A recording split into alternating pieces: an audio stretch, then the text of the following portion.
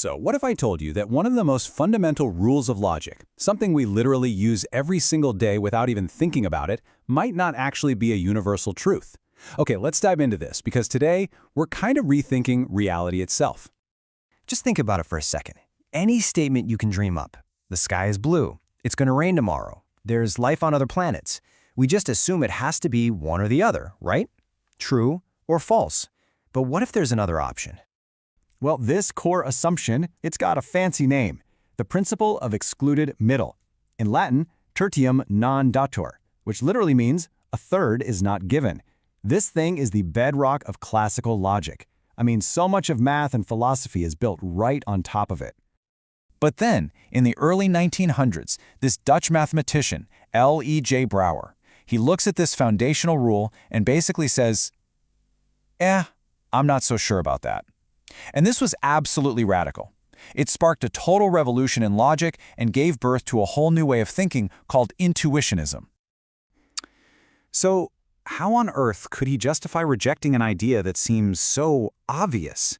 Well, it all comes down to a completely different philosophy of what truth even is. For an intuitionist, truth isn't something you go out and find. It's something you have to build. And this is the central idea right here. The thinking is that a mathematical statement isn't just floating around out there in some abstract universe, waiting for us to discover whether it's true or false. Nope. A statement only becomes true when we can actually, with our own minds, create a direct proof for it. And this really lays out the two worldviews perfectly. You've got the classical view, which is kind of like being an explorer. You believe the treasure is already buried somewhere, and your job is just to find the map. But the intuitionist view, that's like being an architect. The building doesn't exist at all until you've drawn up the blueprints and actually constructed it, brick by brick. So, the most important thing to get here is this. For an intuitionist, truth and proof are basically the same thing. Everything hinges on how effective and constructible that proof is. If you can't give a concrete, step-by-step construction, well, then you just can't claim the statement is true. Simple as that. Okay, so this leads to a really fascinating outcome. Think about a famous unsolved math problem, like Goldbach's conjecture. It says every even number bigger than 2 is the sum of 2 primes. For centuries, nobody's found a single number that breaks this rule, but we also don't have a proof that it works for all numbers. So, if truth requires a proof, what do you call a statement like that? It's not proven true, but it's not proven false either. This is it. You get a third state. This is the logical loophole, the maybe we're talking about. For an intuitionist, Goldbach's conjecture is just sitting in this third state. It's an undecidable judgment. Its truth value just hasn't been constructed yet. So it's not true, it's not false, it's just pending. This is a great way to visualize the new landscape. In the classical world, that pie only has 2 slices, true and false. But intuitionism comes along and adds this big, valid third slice, not yet constructed. It completely changes the map of what's possible in logic. Now, to be fair, Brouwer wasn't saying this applies to absolutely everything. For simple, finite questions like, is the number 5 in this specific list of 10 numbers, the whole true-false binary works just fine. His big objection was applying it universally, especially to these huge, abstract, trans-finite ideas. Concepts dealing with infinite sets where you can't possibly check every single case. Now, when you make a change this fundamental to logic, you don't just add one new rule. It's more like pulling a block from the bottom of a Jenga tower.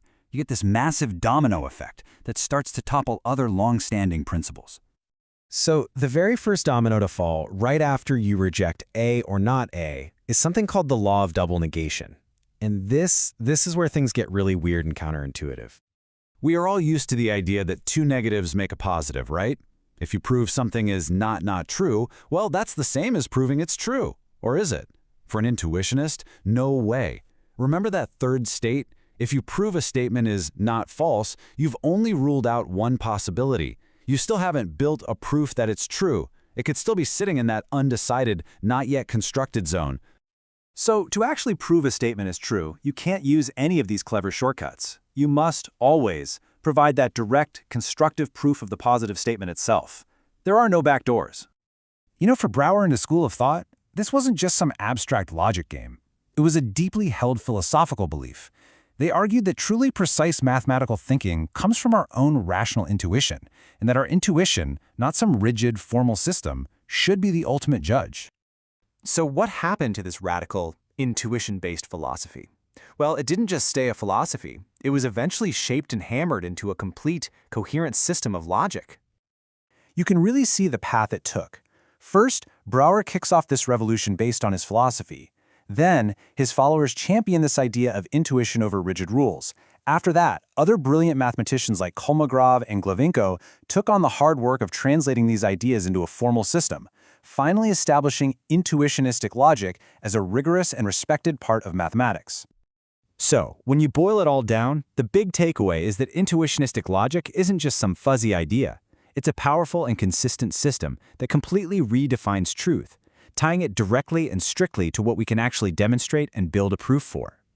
And that leaves us with a final, pretty mind-bending question to chew on. If a statement only becomes true once a human mind has actually constructed a proof for it, what does that say about all the things in the universe we haven't even begun to understand yet? What exactly exists in that vast, unproven space?